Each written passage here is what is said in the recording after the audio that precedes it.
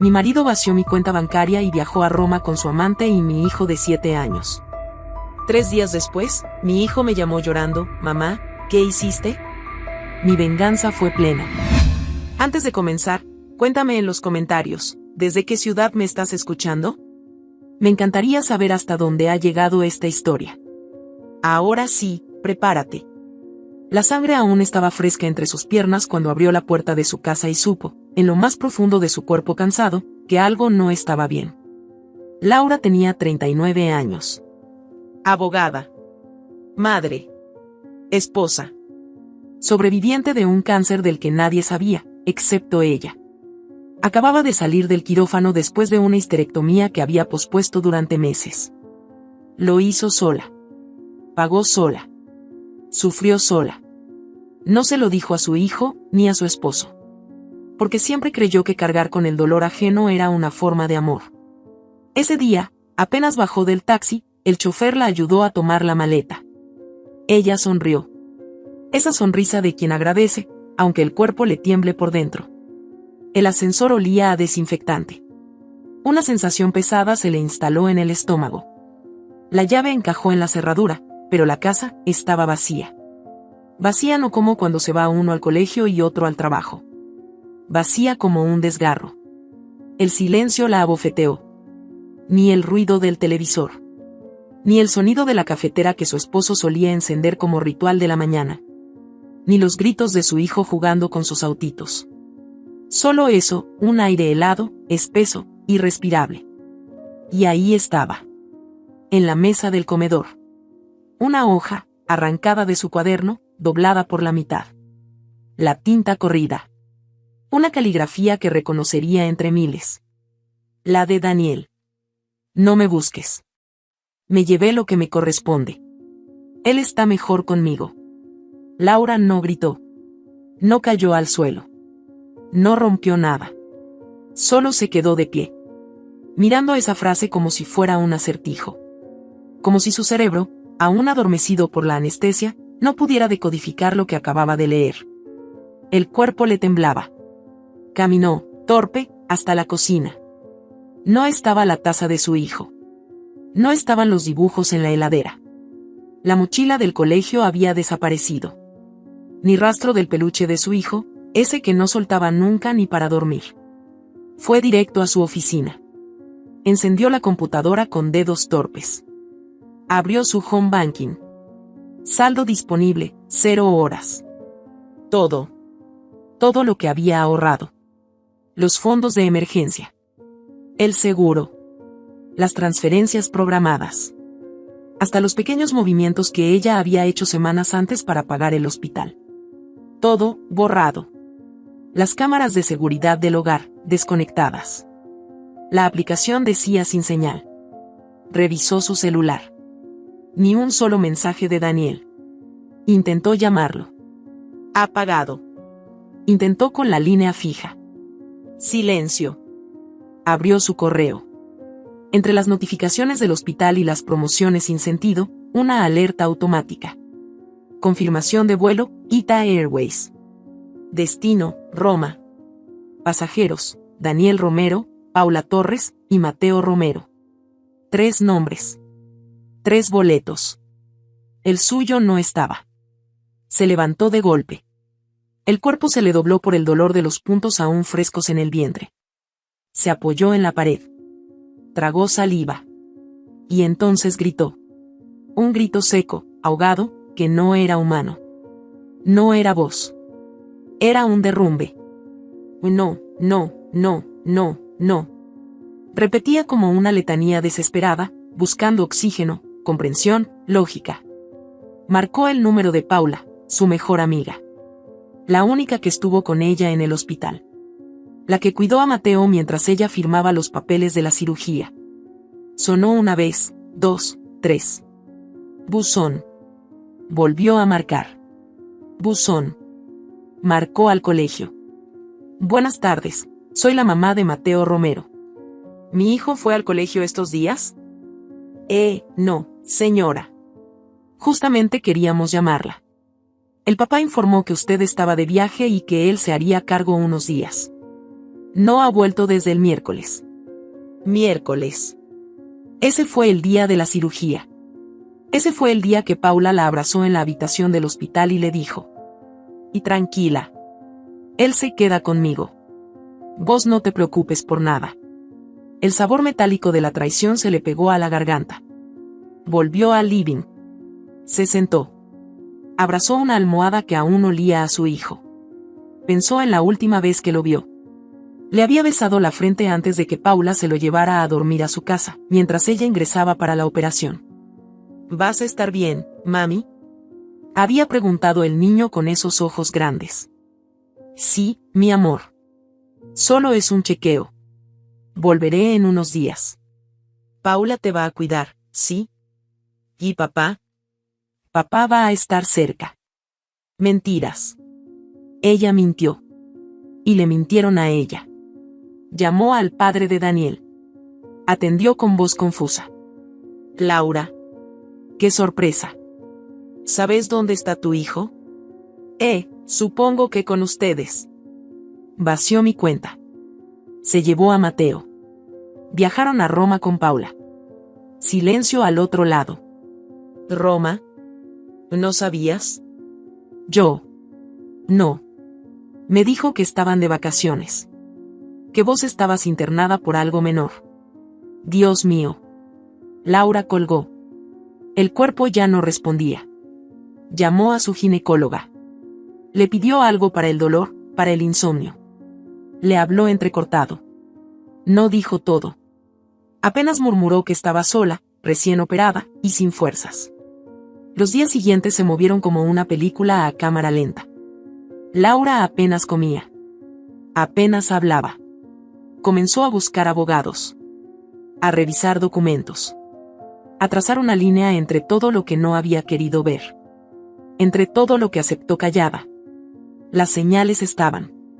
Solo que ahora brillaban con una claridad insoportable. La idea de que Paula, su amiga de toda la vida, estuviera involucrada era una herida paralela.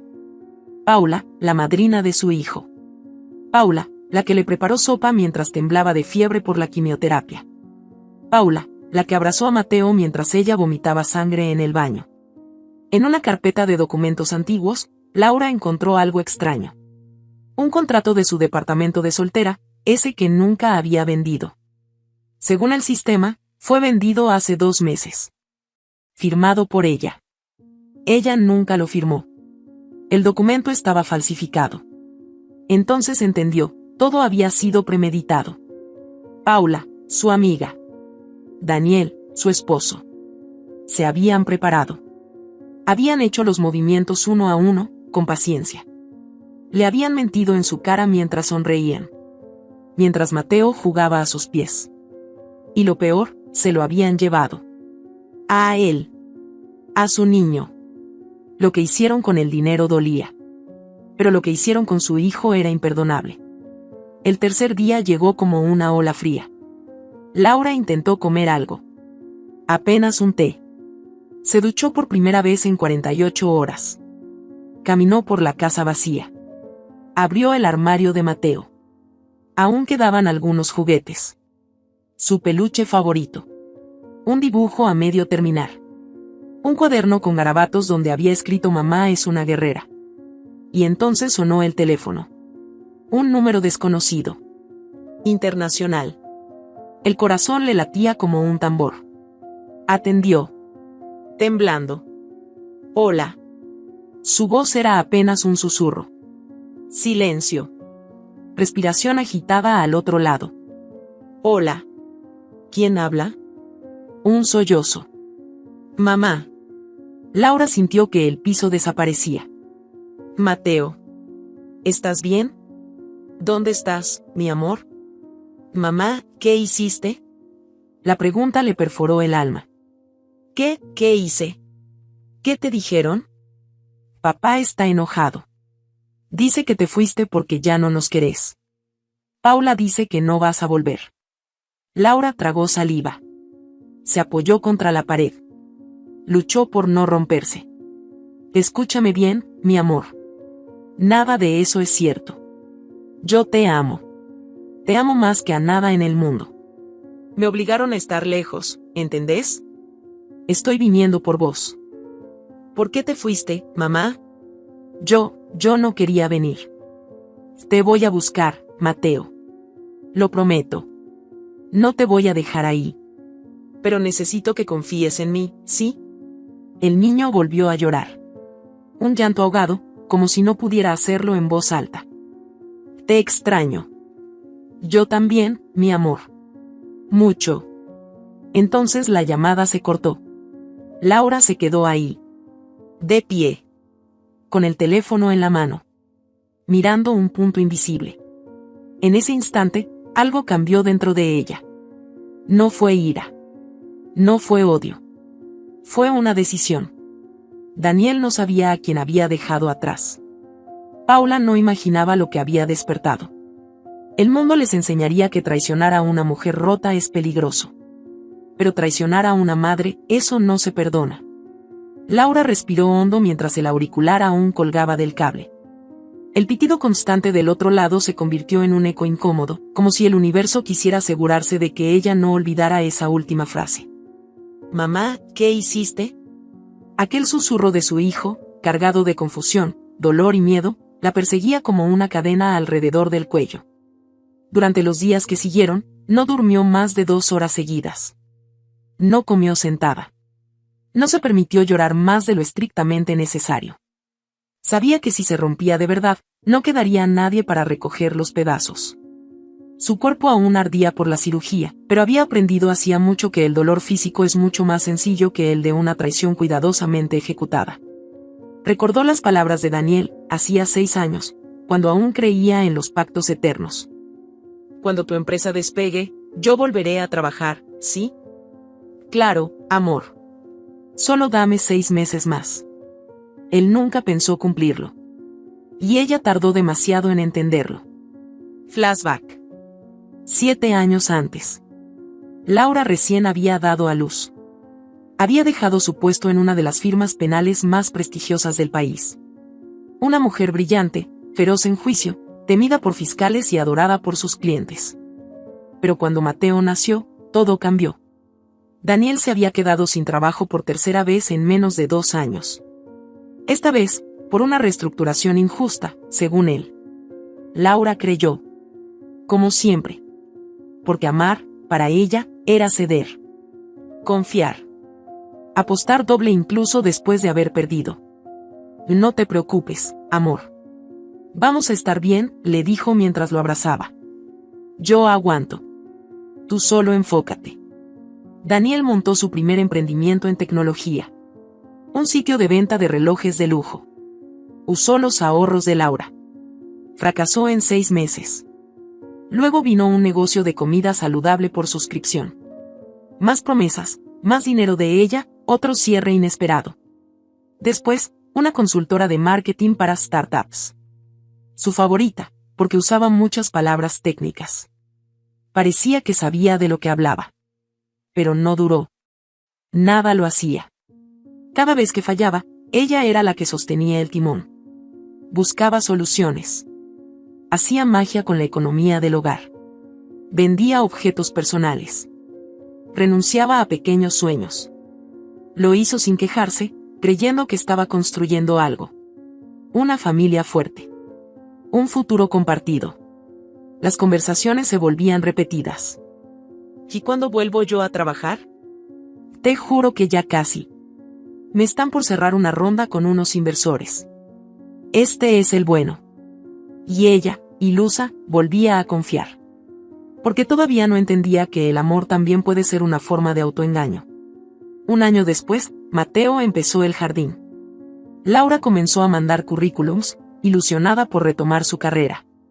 Pero justo entonces, la madre de Daniel cayó enferma. Alzheimer avanzado. ¿Quién la cuidaría?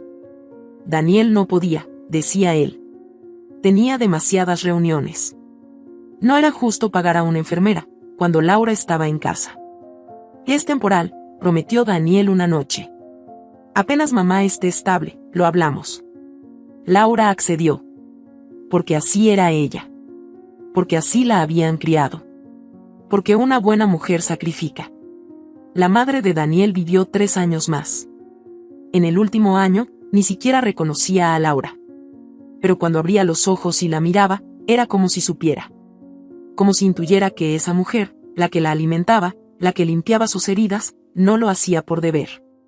Lo hacía por algo más profundo. En ese tiempo, Laura perdió ofertas laborales, contactos importantes, y poco a poco, perdió su nombre.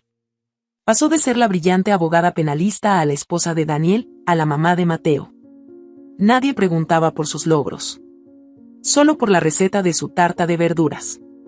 Y aún así, nunca gritó. No gritó cuando Daniel empezó a salir por las noches con la excusa de reuniones de negocios. Cuando volvía con olor a perfume ajeno. Cuando llegaba tarde, con el cabello mojado, diciendo que había ido al gimnasio. Ella callaba. Intuía. Pero prefería pensar que exageraba. No gritó cuando encontró por error un mensaje en su celular. De alguien guardado como Rodrigo Contador. El mensaje decía: ¿la vas a dejar después de lo del hospital, o esperas a que firme el último documento?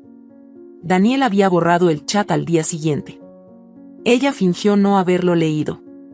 Su miedo a enfrentar la verdad era más fuerte que la rabia. Lo que sí hizo fue ir al médico. Porque algo dentro no iba bien. Sangraba demasiado. Dolor constante. Pérdida de peso. La palabra apareció pronto. Tumor. Cirugía urgente. Pero no lo dijo. Ni siquiera a Paula. Solo voy a hacerme unos estudios, le dijo, disimulando la voz temblorosa. ¿Me cuidas a Mateo el jueves, sí? Paula aceptó. Como siempre. Con esa sonrisa de aquí estoy para ti. Esa misma noche, frente al espejo, mientras se ajustaba la peluca para cubrir los mechones que se le caían a puñados, escuchó a Daniel en la sala. Hablaba por teléfono. La puerta no estaba cerrada del todo. No aguanto más su victimismo. Siempre está enferma, cansada. Parece que le gusta hacerse la mártir. Yo quiero vivir. Quiero salir de esta casa. Cada palabra fue un cuchillo. Pero Laura no dijo nada. Cerró la puerta del baño, se apoyó en el lavamanos, y contuvo las lágrimas. No podía hacer ruido. Mateo dormía. A la mañana siguiente, preparó el desayuno. Le sonrió a Daniel. Acarició el cabello de su hijo. Y salió hacia el hospital. Como si nada. Como si no estuviera muriendo por dentro. Esa fue la verdadera traición, haber callado tanto por amor que su cuerpo decidió gritar solo. Mientras el bisturí cortaba su vientre en una sala aséptica, su esposo planificaba un viaje a Roma con su amante. Con su mejor amiga. Con su hijo. Y ella ni siquiera supo que se lo habían llevado hasta que regresó a una casa vacía. Laura recorrió mentalmente cada momento en el que debió haberse ido y no lo hizo. Cada vez que debió haber gritado y eligió el silencio. Por miedo. Por culpa. Por ese veneno cultural que enseña a las mujeres a soportar para no destruir lo que han construido. Recordó una vez, 2 años atrás, cuando discutieron. Laura había pedido una tarde libre para ir a una entrevista. Daniel dijo que no podía quedarse con Mateo porque tenía una reunión. ¿Por qué todo lo tuyo es importante y lo mío no? Preguntó ella. Porque yo soy el que sostiene esta casa, Laura. Yo soy el que está intentando algo. Yo también intenté. Solo que me detuviste. Él la miró con desprecio. ¿Vas a empezar con tus discursos de abogada feminista otra vez? Por favor. Madura. Ese día, ella decidió no volver a buscar entrevistas. Pensó que era mejor evitar el conflicto. Que ya vendría su momento. Su momento nunca llegó.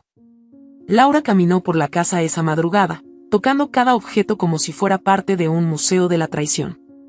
El cuadro que colgaron juntos después de la luna de miel. El sillón donde Mateo aprendió a leer.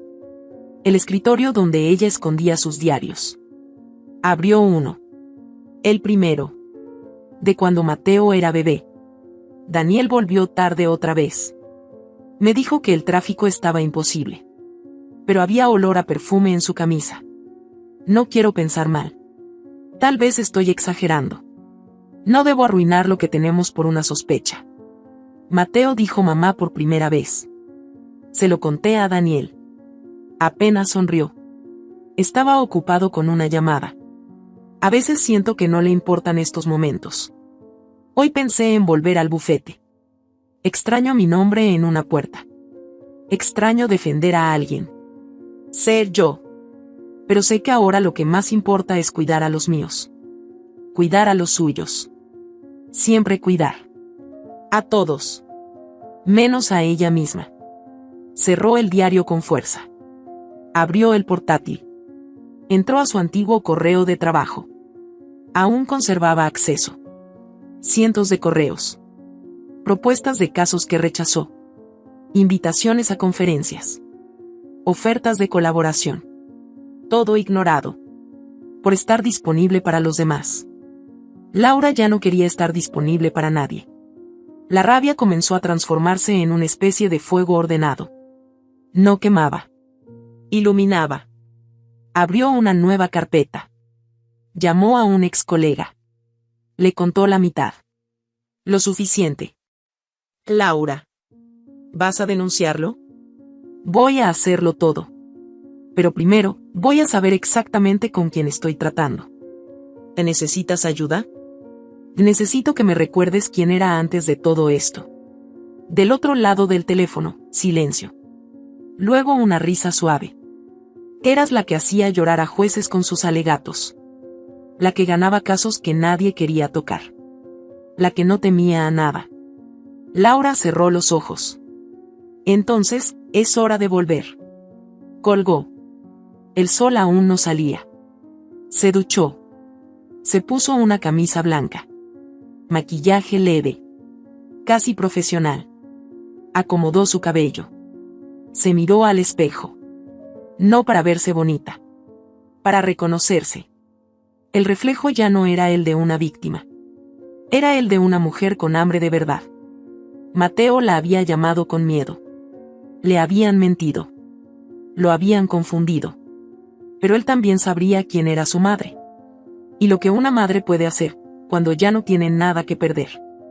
Laura se sentó frente a su portátil como si lo hiciera frente a un tablero de ajedrez. Cada carpeta abierta era una pieza. Cada correo antiguo, cada documento olvidado, cada contacto rescatado del pasado era parte de una partida que no pensaba perder. Ella no buscaba venganza emocional, buscaba precisión. Nada de gritos, nada de escenas. Solo hechos, pruebas y verdad. Lo único que nunca la había fallado, hasta que confió ciegamente en la gente equivocada. El primer paso fue simple. Localizó a Adrián Ortega, su excompañero en el bufete penalista. Abogado meticuloso, obsesionado con el orden digital. Él solía guardar todo. Todo. Incluyendo copias de contratos que habían pasado por las manos de Laura durante sus años en la firma. Lo llamó sin rodeos. Adrián tardó solo 3 segundos en reconocer su voz. Laura, pensé que te habías borrado del mapa. Quiero hablar contigo. En persona. ¿Tienes tiempo hoy? ¿Estás bien? Estoy viva. Y necesito que me ayudes a descubrir algo. No es un caso, es personal. Acordaron verse en una cafetería discreta, en el centro, donde nadie reconocería a Laura por sus antiguas batallas legales. Se vistió con sobriedad, sin maquillaje, con el rostro marcado por la operación, la falta de sueño, y algo más potente, una determinación que le daba una belleza distinta, peligrosa. Adrián la saludó con una mezcla de nostalgia y alerta. Hacía casi 7 años que no la veía. Desde que dejó la firma tras el nacimiento de Mateo. Ella lo miró a los ojos sin rodeos. Necesito saber si en estos últimos 3 meses tú has visto mi firma en algún contrato. Adrián alzó las cejas. ¿Qué tipo de contrato? O cualquier cosa relacionada con acciones, cuentas, bienes inmuebles. Lo que sea. Él dudó. Luego sacó su tableta y empezó a buscar entre sus archivos. Laura no necesitaba fingir paciencia. Estaba contenida como un volcán. Después de unos minutos, Adrián la miró de nuevo. Aquí hay uno, hace 2 meses. Venta de las acciones que tú tenías en la empresa de energías renovables. ¿Recuerdas esa inversión que hiciste con nosotros antes de dejar la firma? Perfectamente. No autoricé ninguna venta. ¿Estás segura? Adrián, acabo de salir del hospital. Daniel me vació las cuentas y se llevó a mi hijo. Estoy segura. Adrián frunció el ceño y giró la tableta hacia ella. El documento estaba firmado. Fecha, hace 8 semanas. Firma, Laura Romero. Abogada. Madre. Esposa. Y ahora, oficialmente, traicionada. Laura amplió la imagen de la firma. Era su nombre, su caligrafía. Demasiado parecida. Pero había algo, una curva del trazo en la letra L. Un pequeño error. Casi imperceptible. Pero ella lo vio. Porque esa firma no era suya. Era una imitación. Una burla. Adrián la observó con atención. ¿Tienes idea de quién pudo haber hecho esto? Sí. Tengo una sospecha. No dijo más. No hacía falta. La segunda llamada fue a su banco personal. Había algo que no le cerraba. Las transferencias que vaciaron su cuenta se hicieron desde dispositivos distintos. Uno desde la computadora de casa. Otro desde una IP ubicada en la clínica donde fue operada. Otro más, desde un móvil nunca registrado por ella. Pocas personas tenían acceso a todos esos lugares. Muy pocas. Paula. La única que había estado con ella en la clínica. La que tenía acceso a su casa. La que conocía su número de seguridad. Paula, su mejor amiga desde los 17 años. La que la abrazaba en las madrugadas del hospital diciéndole, descansa, Laurita. Yo me ocupo de todo. Hasta de Daniel si hace falta. Esa frase que, en retrospectiva, sonaba como un chiste cruel disfrazado de ternura. Laura volvió a su casa y abrió una caja de recuerdos. Allí estaba un álbum antiguo, con fotos de ambas, jóvenes, idealistas, soñando con cambiar el mundo. Se rió. Una risa hueca. Paula fue su primera amiga en la universidad. Compartieron piso, fiestas, derrotas. Cuando Laura empezó a salir con Daniel, Paula fue la primera en decir que él era encantador, pero demasiado encantador. Que algo no le gustaba. Ese hombre tiene una sonrisa que no se compromete, le dijo una vez. Años después, Paula se la robó. Laura recordó cada frase con la que Paula disfrazaba su cercanía. Te admiro tanto, Laurita. Yo no habría aguantado lo que tú has aguantado. Ese hijo tuyo es mío también, ya lo sabes. Daniel se te escapa, Laurita, a veces no te ve. Pero yo te veo. Había una condescendencia casi maternal en esas palabras. Como si Paula se sintiera superior por cuidar de ella. Como si disfrutara del lugar que Laura le cedía sin darse cuenta. Laura encendió la computadora. Buscó en los correos antiguos. Palabras claves. Fechas. Encontró una conversación entre Paula y ella, donde Paula le pedía acceso a sus claves por si acaso durante la operación. Laura, debilitada y confiada, se las dio. Marcó el número. Paula atendió en el segundo timbre. Su voz, siempre dulce. Laurita. ¿Estás bien? Que estoy viva. ¿Dónde estás? Que estoy con Mateo, estamos en un sitio tranquilo. Daniel no quiere que te contactemos, dice que estás muy alterada. Laura contuvo la rabia. ¿Fuiste tú la que firmó el contrato de las acciones? Silencio. ¿Qué? ¿De qué hablas? No me mientas, Paula. Ya sé que alguien falsificó mi firma. Y solo tú tenías acceso a todo. Más silencio. Al otro lado, Paula respiraba con dificultad. Laura, yo solo quería ayudarte. Daniel dijo que era temporal. Que tú lo habías autorizado verbalmente. ¿Verbalmente? ¿Desde un quirófano?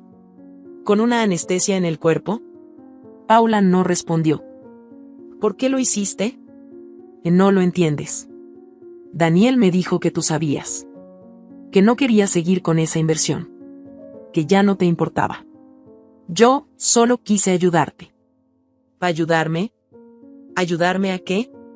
¿A perder a mi hijo? ¿A que me robaran la vida? Daniel me dijo que estabas deprimida. Que eras inestable.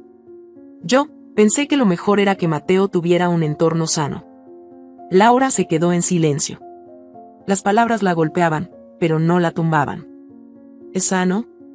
¿Con ustedes dos? ¿Sano es quitarle a su madre y mentirle? Yo lo amo, Laura. Como si fuera mío. Pero no lo es. Y tú tampoco eres mi amiga. Eres una impostora. Paula rompió a llorar. No lo planeé así. Solo, pasó. Me sentí vista. Con Daniel, él me escuchaba. Me hacía sentir importante. Tú siempre fuiste la fuerte. La brillante. La perfecta. Yo solo estaba al lado. Siempre al lado. Así que lo hiciste por celos. Lo hice porque me cansé de vivir a tu sombra. Laura respiró. Lento. Controlado. Como si cada palabra formara parte de una sentencia. Escúchame bien. Lo que tú hiciste tiene consecuencias. Esto no es una pelea de adolescentes. Usaste mi firma. Accediste a mis cuentas. Te llevaste a mi hijo. Todo eso tiene un nombre. Y pronto, lo escucharás en boca de un juez. ¿Me estás amenazando? No. Te estoy advirtiendo. Porque cuando una madre ha perdido todo, ya no tiene miedo. Colgó. No necesitaba escuchar más. El monstruo más cercano no fue Daniel. Él, en el fondo, siempre fue un cobarde con disfraz de encantador. El verdadero monstruo fue Paula. Porque la conocía. Porque la entendía. Porque la sostuvo mientras cavaba su caída. Esa noche, Laura volvió a leer los mensajes de Mateo. Las fotos antiguas. Su pequeño cuerpo abrazado al de Paula. Un vínculo envenenado. Una confianza rota. Y entendió algo, ya no bastaba con vengarse. Había que desinfectar todo. Desde la raíz. Romper el juego. Recuperar su vida. Y su hijo. La mujer que Daniel y Paula pensaban que habían dejado atrás, acababa de despertar. Y no estaba sola. Estaba con la verdad. Con la ley. Y con una memoria feroz. La memoria de cada gesto, cada palabra, cada mentira. El monstruo más cercano pensó que Laura nunca la vería venir. Pero esta vez, no pensaba cerrar los ojos. Ni la boca. Ni el corazón. Laura llevaba días sin saber cómo llamarse a sí misma. No era la esposa, ya no. No era solo la madre, aunque eso seguía latiendo en su pecho con una fuerza animal. Era una mujer desplazada de su propia vida, pero también era algo más, era alguien que volvía a recuperar memoria. Identidad. Instinto. No es instinto blando que protege, sino el que actúa cuando el peligro se instala dentro de la casa, se sienta en la mesa y te roba desde adentro. Había tomado la decisión de seguir cada rastro, cada grieta por donde Paula y Daniel habían entrado. Tenía las grabaciones de sus llamadas, copias de las transferencias, y gracias a un amigo informático del bufete, tenía acceso a la antigua nube familiar. Esa plataforma compartida que, en teoría, Daniel había cerrado hacía meses. Al parecer, no había cerrado nada. Solo había ocultado los accesos. Laura encendió su ordenador y conectó el disco externo donde guardaba toda la documentación legal y digital del caso que estaba construyendo. No le bastaba con demostrar la traición. Quería mostrar su estructura. La arquitectura exacta del engaño. Porque cuando logras entender cómo algo fue destruido, puedes volver a levantarlo. Y evitar que se repita. Ingresó al enlace de la nube. El diseño era antiguo, familiar. Una carpeta llamó su atención, Mateo Escuela. Esperaba encontrar trabajos del colegio, tal vez fotos de presentaciones. Abrió el archivo. Todo normal. Dibujos, escaneos, uno que otro video. Luego bajó a una carpeta sin nombre. El icono tenía la fecha del mes anterior. 17/06. Era el día en que aún estaba ingresada en la clínica, con fiebre y drenajes conectados al cuerpo. Laura dudó, pero hizo clic. Dentro, una sola subcarpeta, solo nosotros. Abrió. La pantalla se llenó de imágenes. La primera era una foto nocturna, bajo un cielo estrellado. Daniel y Paula abrazados en una terraza, sonrientes. Mateo dormía en los brazos de ella. Detrás, el Coliseo iluminado. La imagen tenía un filtro cálido, romántico, casi irreal. Laura sintió que el estómago se le retorcía. Pero no se detuvo. Siguió avanzando. Más fotos. Paseos por plazas, cenas con vino, Mateo en medio de ambos, como si fueran una familia. En una, Daniel besaba a Paula en la mejilla mientras el niño miraba hacia otro lado, con una expresión extraña. No sonreía. Parecía ausente. Laura aumentó la imagen. La mirada de Mateo no era la de un niño feliz. Era una mirada ausente, forzada. Conocía esa expresión. Mateo odiaba las fotos. Solamente se dejaba retratar cuando ella lo hacía reír con un chiste absurdo. Aquí, su rostro era una máscara. Y entonces, en una de las imágenes, el detalle lo cambió todo. Paula llevaba un vestido rojo. Al cuello, colgaba un pequeño collar de oro blanco con un zafiro oscuro. El collar de su madre. Herencia familiar. Una pieza antigua que Laura guardaba desde su adolescencia, escondida en una pequeña caja de terciopelo, al fondo de su armario. Nunca lo prestó. Nunca lo perdió. Corrió al dormitorio. Abrió el armario. Apartó las cajas. Rompió el cajón escondido. Vacío. Volvió a la imagen. Allí estaba. Paula sonriendo bajo la luna romana, como si llevar esa joya fuera su derecho. Laura sintió algo que nunca había sentido antes. No era rabia. No era tristeza. Era algo que nacía entre los huesos. Una verdad física. Una certeza. Esto no fue una aventura. No fue una caída emocional. No fue un accidente. Fue un plan. Frío. Metódico. Cuidadosamente ejecutado. Se sentó en el suelo. Dejó que el cuerpo se inclinara hacia adelante. No lloró. No podía. Ya no. Lo que sentía no tenía salida por los ojos. Había confiado tanto en Paula que le había entregado las llaves de su casa, los secretos de su hijo, los dolores que no podía contarle a nadie más. Paula los había usado como piezas en una partida que ella ni siquiera sabía que estaba jugando. ¿Y Daniel? Daniel había esperado a que estuviera debilitada, con el cuerpo abierto en un quirófano, para llevarse lo poco que aún no le había quitado. Su hijo. La imagen del niño, atrapado entre ambos, con la mirada desconectada, se convirtió en una obsesión. ¿Estaba bien? ¿Le estaban haciendo daño psicológico? ¿Paula lo manipulaba? ¿Daniel lo usaba como moneda emocional para mantener su mentira? Cogió el teléfono. Llamó a su contacto en Roma. Una abogada italiana que conocía del pasado, Luciana Peretti. Fueron aliadas en un caso hace una década. Luciana era meticulosa, reservada, leal a muerte. Luciana. Necesito tu ayuda. Están en Roma. Mi expareja, mi hijo y una mujer. Mi amiga. Me lo arrebataron. Literalmente. Tengo pruebas de todo. No sé cómo, pero necesito saber si están bien. Si Mateo está bien. Luciana no hizo preguntas inútiles. Mándame todo. Lo que tengas. Fotos. Correo. Videos. Dime nombres. Direcciones. Yo te consigo lo que necesitas. Colgó. Laura armó una carpeta comprimida con todas las pruebas. Mientras cargaban los archivos, observó nuevamente la carpeta de la nube. Entró a los metadatos de los archivos. Los nombres de los dispositivos de origen. Descubrió que algunos archivos habían sido subidos desde su propia laptop, semanas antes de la operación. Otros desde un móvil que no reconocía. Y otros más, desde un dispositivo etiquetado como LT Paula. Era oficial. Todo había sido hecho con premeditación. Desde antes de que Laura siquiera supiera que tenía que entrar al quirófano. Ya lo habían planeado.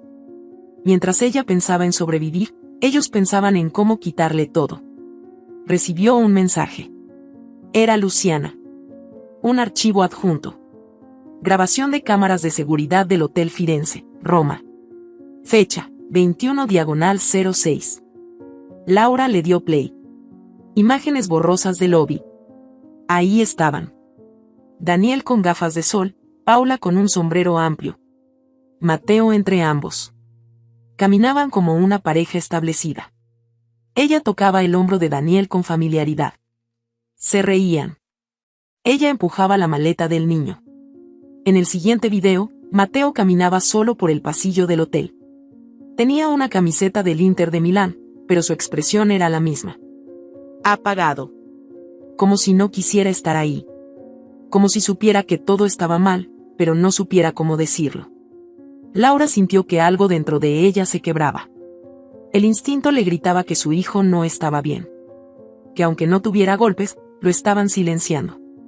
Que le estaban contando otra historia. Una donde ella, su madre, era la villana. Y eso era lo más imperdonable. Daniel podía haberla traicionado a ella. Paula podía haber robado lo que quisiera. Pero mentirle a Mateo. Darle una versión manipulada del amor. Hacerle creer que su madre se había ido, lo había abandonado, era destruirlo desde dentro. Laura cerró el portátil. Se miró en el reflejo de la ventana. Las cicatrices aún marcaban su abdomen. Pero había otras cicatrices invisibles. Más profundas. Más recientes. Que no cerraban con puntos, ni con medicamentos. Se levantó. Fue al baño. Abrió el botiquín. Tiró todos los calmantes. Todos. Se lavó la cara con agua helada. Luego se sentó a escribir. Redactó un documento de más de 20 páginas. Un informe con pruebas, descripciones, cronologías. Construyó un expediente con precisión de cirujano. Lo tituló, Secuestro emocional. Fraude familiar. Manipulación de menor. Cada palabra era un paso hacia la recuperación de su hijo. Y de sí misma. Laura ya no era solo una mujer traicionada. Era una madre en guerra. Una mujer que había visto el núcleo del engaño. Que había entendido que no basta con querer, hay que estar lista para proteger lo que amas incluso de quienes dicen amarte. Esa noche, mientras Roma dormía, Laura terminó de redactar la demanda. Cargó cada imagen como prueba. Y cuando terminó, respiró hondo. No era rabia. Era claridad. Y esa claridad era lo más peligroso que Laura había tenido en años. Porque por fin, sabía exactamente qué hacer. Y esta vez, no iba a fallar. Laura apagó la luz del despacho con una serenidad que parecía ajena al desastre emocional de los últimos días. El archivo legal estaba listo. El informe completo. Las pruebas organizadas. Las capturas. Las transferencias. La foto con el collar de su madre. Todo numerado, clasificado, contextualizado. Había tardado más de 20 horas en armarlo. Sin pausas. Sin titubeos. Ni siquiera su cuerpo, aún adolorido por la operación, logró detenerla. Esa madrugada fue distinta a todas. No sintió angustia. No sintió pena. Solo una calma densa, profunda, casi peligrosa. Como si algo en ella hubiera hecho clic. Como si toda su estructura emocional hubiera mutado. Ya no era la Laura que pedía permiso para respirar. Era otra. Una versión exacta, afinada, inquebrantable. Había desaparecido la mujer que temía molestar, la que dudaba si su dolor era válido, la que justificaba las ausencias y las excusas. Y en su lugar estaba esa que nunca tembló en un juicio. La que usaba las palabras como cuchillos. La que sabía que hay batallas que se ganan en silencio. Antes de salir, fue al cajón de su dormitorio. Buscó el sobresellado que había guardado antes de casarse. Nadie sabía que existía. Ni siquiera Daniel. Allí estaba el contrato del fideicomiso que su abuela le había dejado. Un fondo reservado, fuera de cualquier unión legal, protegido bajo un nombre distinto. Una red secreta, diseñada para ser usada solo si todo se venía abajo. Todo se había venido abajo. La mañana la sorprendió firmando los documentos para activar el movimiento de ese dinero. Contrató a una consultora financiera discreta y especializada en litigios internacionales. No necesitaba que los medios supieran. Ni la familia. Ni los antiguos colegas. Solo necesitaba precisión.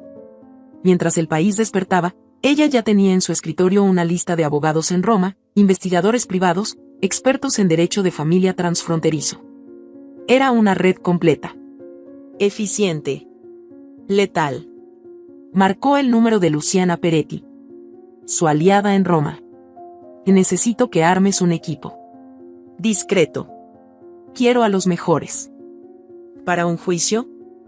Para una restitución. Por ahora. Luciana entendió el subtexto. Laura no estaba preguntando. Estaba dirigiendo. Como en sus mejores días. Tengo a alguien. Giovanna Maletti. Abogada de familia, experta en custodias complejas. Implacable. Te va a gustar. Laura asintió, sabiendo que al otro lado Luciana lo entendería aunque no la viera. A las 2 horas, recibió una videollamada. Giovanna, una mujer elegante, de 1,50, con acento italiano marcado y ojos que parecían escanear el alma. Laura, bienvenida. Leí tu informe. No exagerabas. Este es un caso que no se resuelve con un par de audiencias. Es profundo. Tóxico. Y peligroso para el menor. No quiero venganza impulsiva. Quiero algo que no pueda olvidar jamás, dijo Laura, sin pestañear. Giovanna se acomodó en la silla. Entonces haremos lo que sabemos. Vamos a usar la ley como un bisturí. Preciso. Indoloro al principio. Pero cuando empiece a cortar, no habrá forma de detenerlo. Durante las semanas siguientes, Laura dejó de hablar con todos. Cortó contacto con su padre, con las pocas amigas que no la habían traicionado, incluso con su terapeuta. Necesitaba silencio. Limpieza. Frialdad. Pasaba las noches revisando jurisprudencia sobre sustracción de menores, sobre manipulaciones parentales, sobre fraude de identidad entre cónyuges. Estudió el sistema judicial italiano como si fuera su examen final de abogacía. Y cuanto más leía, más confirmaba algo que ya intuía: Daniel y Paula no eran improvisados. Habían construido una narrativa para protegerse. Habían dado avisos a escuelas, vecinos, incluso al pediatra. Laura estaba inestable, estresada, confundida. Estaban preparando el terreno para una futura custodia completa. Eliminándola poco a poco del mapa emocional de Mateo. Pero cometieron un error.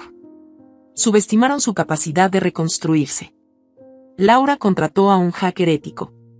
Joven, brillante, obsesionado con los detalles.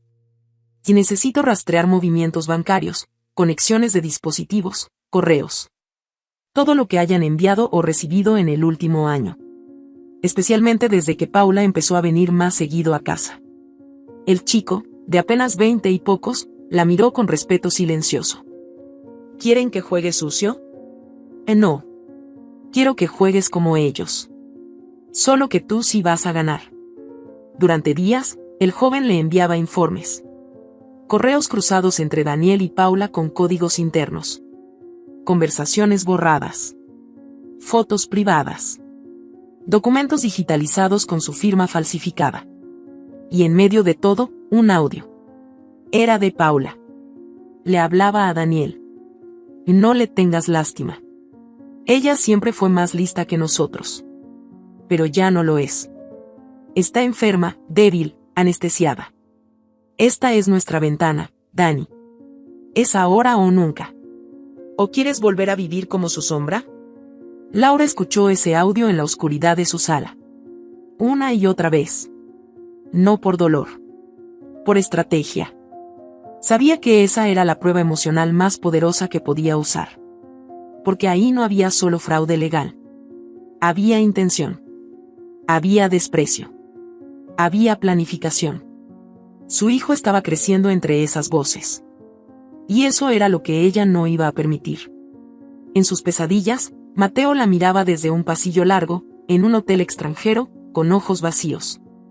No corría hacia ella. No decía mamá. Solo la observaba como si fuera una figura borrosa. Como si ya no la recordara bien. Se despertaba empapada en sudor, con el pecho apretado y las manos buscando el peluche que su hijo había dejado en la cama antes de irse. Pero no lloraba. Se levantaba. Volvía al escritorio. Seguía. La última pieza de su plan fue la emocional. Sabía que Daniel era ego. Imagen. Necesitaba una trampa perfecta. Una que no se viera venir. Así que escribió un correo. Uno solo. Frío. Preciso. Enviado desde una cuenta nueva, sin nombre. Sé dónde estás. Sé lo que hiciste. Y no me interesa hablar contigo.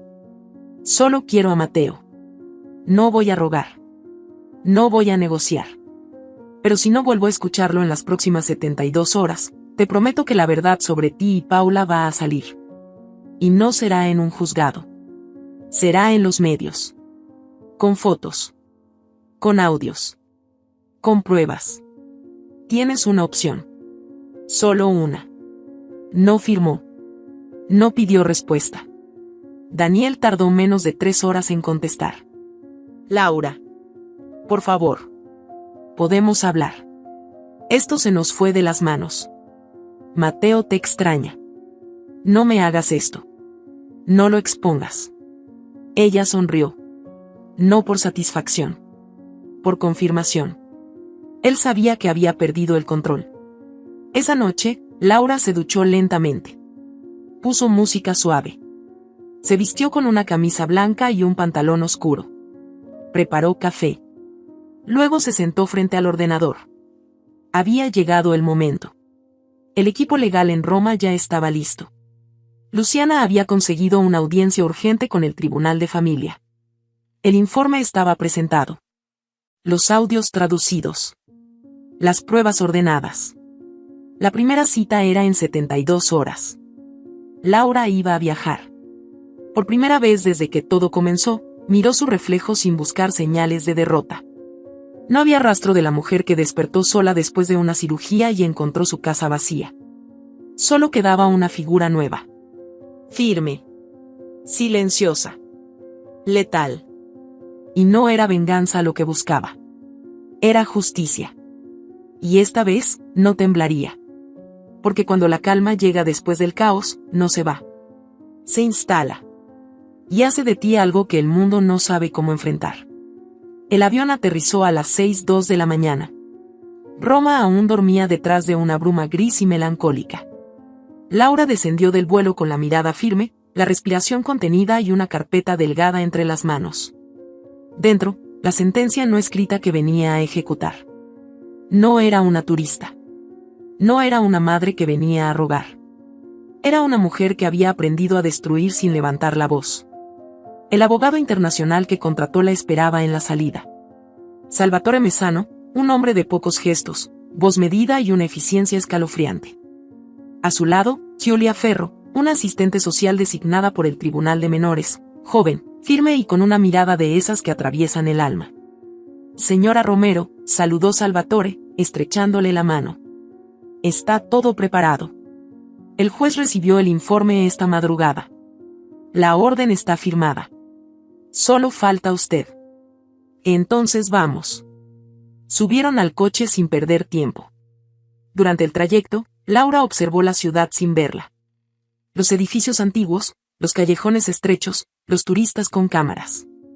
Todo era un decorado ajeno. Su mente estaba en otra parte. En un hotel de 5 estrellas, en el centro histórico, donde Daniel había reservado una suite doble semanas antes de desaparecer. Una reserva hecha con su tarjeta. Con su dinero. Donde se instaló con su amante y su hijo mientras ella aún sangraba en la cama de un hospital. El coche se detuvo frente a una estructura de piedra beige. Hotel Firenze. Fachada elegante, portero de guantes blancos, escalinata impecable. Laura bajó sin mirar a nadie. La carpeta en la mano. El rostro en silencio. Entraron sin ser anunciados. Subieron al ascensor directo al salón de desayunos, en el segundo piso. Salvatore dio la orden por radio a la policía local que esperaba en la entrada. Giulia preparó su credencial y el formulario de retiro provisional del menor. Cuando las puertas del ascensor se abrieron, el aroma a café recién hecho y pan horneado llenó el aire. Pero Laura no percibía aromas. Solo escuchaba. El sonido de una risa conocida. Esa risa. Paula. Allí estaban. Daniel leyendo el periódico, fingiendo una vida que no le pertenecía. Paula, vestida como si acabara de despertar en una película romántica. Mateo, con la cabeza gacha, empujando el tenedor por el plato. Laura no caminó. Se deslizó. Sus pasos fueron cuchillas en la alfombra. Nadie la vio venir hasta que se detuvo frente a la mesa.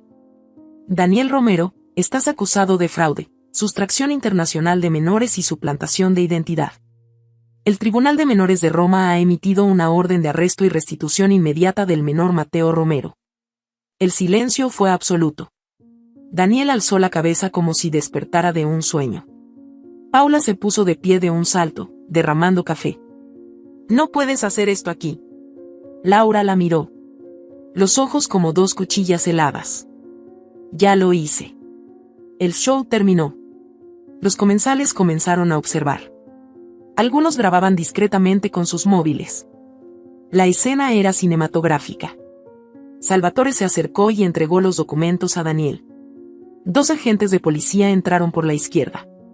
Giulia se acercó al niño, que había dejado el tenedor a medio camino. Su voz fue suave, sin temblor. Mateo. Soy Giulia. Tu mamá ha venido a buscarte. ¿Vamos a irnos con ella, sí? Mateo la miró. Luego giró lentamente hacia Laura. Sus ojos se abrieron. El labio inferior tembló. Mamá. Laura sintió que el mundo entero se detenía en esa palabra. Se agachó. Abrió los brazos. Mateo corrió hacia ella con un grito ahogado. Se arrojó a su cuello. Lloraba. Lloraba con el cuerpo entero. Te lo sabía. Sabía que ibas a venir. Me lo decía a mí mismo todas las noches. Me lo prometía. Lo sabía. Laura lo abrazó sin decir una palabra. Solo lo sostuvo. Le acarició la cabeza. Le besó la frente. Le respiró el miedo. Le devolvió el hogar. Daniel intentó levantarse. Paula gritó. Que esto es abuso. Que ella está enferma. Que el niño está manipulado. Giulia levantó la mano con calma. Tenemos informes médicos certificados. Evaluaciones psicológicas. Pruebas legales y penales. Su defensa será escuchada en tribunal. Por ahora, están bajo custodia policial. Salvatore conectó un pendrive a su portátil. Giró la pantalla hacia los agentes. Se reproducía un audio. La voz de Paula. No le tengas lástima. Ella siempre fue más lista que nosotros. Pero ya no lo es. Está enferma, débil, anestesiada. Esta es nuestra ventana, Dani. Es ahora o nunca. Luego un video. Daniel firmando documentos con la firma falsificada de Laura. Otra grabación. El momento exacto en que Mateo decía con letra torpe, mamá, te extraño. Papá me dijo que no querías verme. Daniel se derrumbó en la silla. Paula intentó salir del salón. Un agente la interceptó en la puerta. La esposa del embajador francés, presente en el lugar, murmuró algo en voz baja que varios escucharon. Nadie intervino. Laura se puso de pie. Tomó la mano de su hijo. Salió del lugar sin mirar atrás. Afuera, el cielo de Roma se había despejado. El coche la esperaba. Subió con Mateo sin decir nada. Giulia iba al lado. El niño lloraba en silencio, como si le doliera el alma. Laura lo tomó de la mano. Ya terminó. Estoy aquí. Nadie más va a tocarte. Mateo la miró. ¿Me vas a llevar contigo? Y siempre fuiste mío. Solo vine a recordártelo. El coche avanzó entre las calles antiguas. Laura apretó contra el pecho los documentos, los audios, las pruebas. Todo lo que necesitó reunir para demostrar que nunca estuvo loca. Que nunca fue débil. Que nunca fue una madre ausente. Solo fue una mujer traicionada. Hasta que despertó. Horas después, en el juzgado de familia, el juez leyó los documentos. Observó a Mateo. Escuchó los testimonios. Cuando dio el fallo, no usó lenguaje complejo. Solo dijo: y el niño regresa con su madre. De inmediato. Ella es su único entorno seguro. Laura no celebró. No sonrió. Solo respiró. Por primera vez en semanas, respiró. Paula fue retenida por la policía para declarar en relación con el uso fraudulento de documentos. Daniel enfrentaría cargos por fraude, sustracción internacional de menores y manipulación de fondos. Pero nada de eso le importaba ya. Lo tenía a él. Esa noche, en una pequeña habitación de hotel fuera del centro, Laura se sentó en la cama. Mateo dormía abrazado a su costado, con la mano enredada en su blusa. Como si temiera que desapareciera. Laura acariciaba su cabello. No dijo nada. No necesitaba decirlo. Había sobrevivido. Y más que eso. Había regresado con él. Y no porque el mundo fuera justo. Sino porque ella había aprendido a ser imparable. Meses después, el viento que rozaba su mejilla ya no traía la sensación de urgencia ni de dolor. Era solo viento. Limpio, sin rostro, sin nombre. Frente a ella, el mar respiraba con calma, arrastrando espumas suaves que golpeaban las piedras con una cadencia casi maternal. Laura observaba esa orilla cada mañana como si fuera un espejo. No buscaba respuestas. No buscaba perdón. Solo se reconocía. Habían pasado casi 5 meses desde que salió de Roma con Mateo. 5 meses desde que cruzó la puerta del tribunal con su hijo en brazos, mientras Daniel era escoltado por 2 oficiales hacia un coche policial. 5 meses desde que Paula fue citada por falsificación de identidad y acceso ilegal a bienes protegidos. No volvió a saber de ellos, no por falta de información, sino por elección. Laura no regresó a su casa. No recuperó su antigua rutina. Vendió el apartamento, dejó atrás los muebles, las fotos, los libros, las paredes que alguna vez contuvieron risas que ahora solo le parecían ecos huecos. Escogió el norte del país, una costa discreta, donde nadie la conocía, donde el pasado no tenía nombre ni dirección. Alquiló una cabaña frente al mar. Pequeña, con solo 2 habitaciones, paredes de madera clara y una cocina donde Mateo pintaba más de lo que cocinaban. Había algo en ese aislamiento que la reconstruía. No necesitaba hablar con nadie. No necesitaba explicarse. Había aprendido que el renacimiento no es ruidoso. No tiene aplausos. Es una construcción callada. Lenta. Intensa. Privada. Cada noche, leía en voz baja a su hijo. Cuentos nuevos, otros inventados por ella. Mateo había vuelto a dormir abrazado a su peluche. Ya no despertaba llorando. Ya no se aferraba a su brazo como un náufrago en medio de la tormenta. Su respiración se había hecho profunda, sin sobresaltos. Su risa, más frecuente. Cada vez que Laura lo escuchaba reír, sentía que una parte de sí misma volvía a ocupar su lugar. Aquel mediodía, mientras ella colgaba ropa al sol, Mateo salió al jardín con una rama en la mano y tierra entre las uñas. La miró con esa mezcla de seriedad y ternura que solo los niños que han vivido demasiado pueden sostener. ¿Por qué no los odias? Laura bajó lentamente la sábana que sostenía y lo miró. No hubo sorpresa en sus ojos. Solo esa calma suya, densa, profunda, tan nueva como el mar frente a su casa. Porque si los odio, todavía tienen poder sobre mí. Mateo no habló. Solo la observó, como si no esperara esa respuesta. Como si una parte de él quisiera escuchar algo más duro. Más vengativo. Pero también como si algo dentro de él se aliviara. Laura se acercó, se agachó a su altura y le limpió la tierra del rostro con la palma abierta. ¿Quieres plantar algo conmigo? El niño asintió. Ella fue al cobertizo, sacó una maceta vieja, tierra fértil, una pala pequeña y 2 semillas de limonero. Se sentaron en el suelo. El sol les daba en la espalda. Las cosas tardan, pero crecen. Como nosotros. Mateo hundió la semilla con el dedo y luego la cubrió con una capa de tierra húmeda. No dijo nada. Pero sonrió. Y en esa sonrisa había algo nuevo. No era inocencia. Era confianza. La clase de confianza que se construye cuando alguien vuelve a buscarte después de que te han arrancado de tu mundo. Los días siguientes fueron suaves. Laura ya no usaba alarmas. Ya no revisaba correos a cada hora. Cerró sus redes sociales. Cambió su número. Guardó todos los documentos legales en una caja fuerte que no abría desde hacía semanas. Ya no necesitaba repasar cada prueba. Ya no necesitaba escuchar cada audio. La verdad había hecho su trabajo. Y ahora el silencio ocupaba su lugar. Una noche, mientras Mateo dormía, Laura salió al porche. El cielo estaba despejado. Las estrellas caían sobre el mar como brasas lejanas. Caminó descalza por la arena, sintiendo como cada grano le recordaba que estaba aquí, viva, entera, a pesar de todo. Al llegar a la orilla, metió la mano en el bolsillo de su abrigo.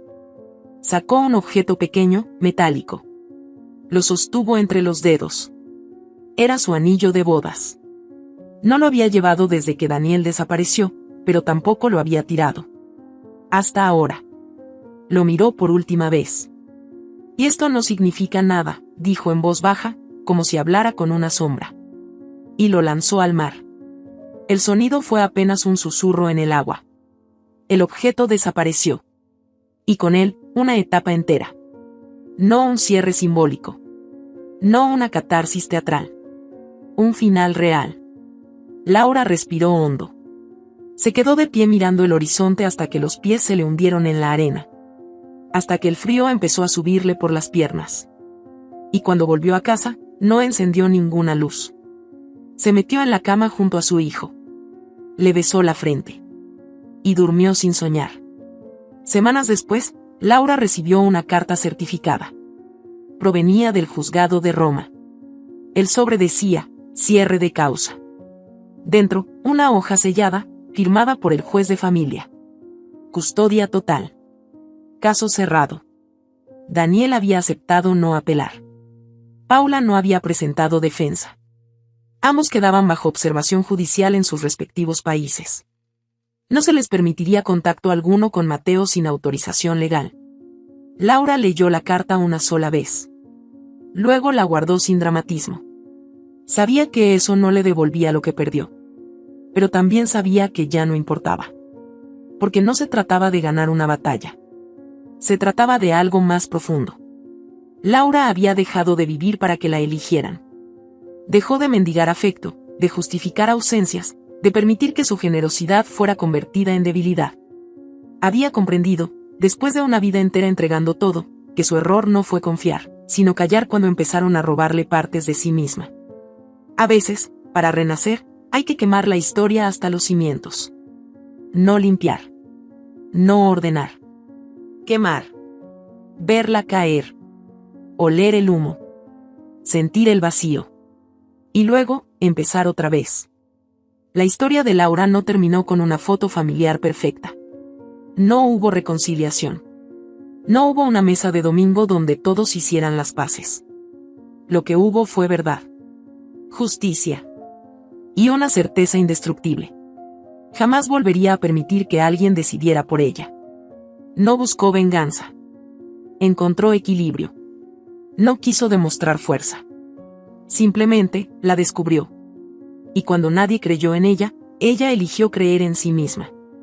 La historia no terminó con un final feliz. Terminó con algo más poderoso. Terminó con una nueva Laura. Y esta vez, nadie podría borrarla. ¿Qué te ha parecido esta historia? Hay muchas personas que, como Laura, están viviendo batallas silenciosas todos los días. Nuestra esperanza es que su voz también haya resonado dentro de ti. Si esta historia tocó tu corazón, compártela. Haz que más personas se sientan acompañadas. Sé parte del cambio. Cuéntanos en los comentarios, ¿qué habrías hecho tú en su lugar? ¿Desde qué ciudad nos estás viendo? Leerte nos hace sentir más cerca de ti. Y si aún no lo has hecho, dale like, suscríbete y activa la campanita. Cada gesto tuyo es una señal de que estas historias deben seguir contándose. No te vayas todavía, ya está apareciendo en tu pantalla nuestra próxima historia conmovedora. Haz clic en cualquiera de ellas y sigue explorando este universo de relatos reales, conmovedores y necesarios. Gracias por estar aquí. Gracias por sentir con nosotros. Te mandamos un abrazo enorme, donde sea que estés. Nos vemos en el próximo video.